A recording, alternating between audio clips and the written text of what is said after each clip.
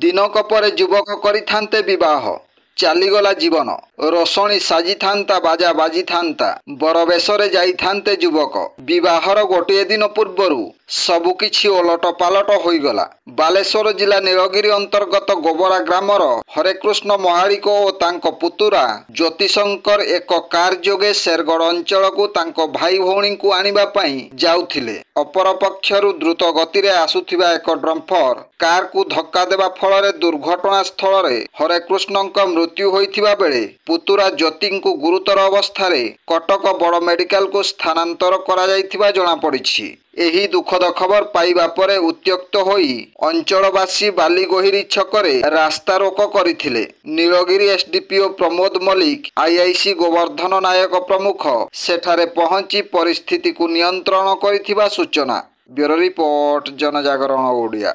Video गुड़िक आपण मानकु भल लागुथिला हम चैनल को सब्सक्राइब करने सह लाइक शेयर करने को भूलंतु नहीं।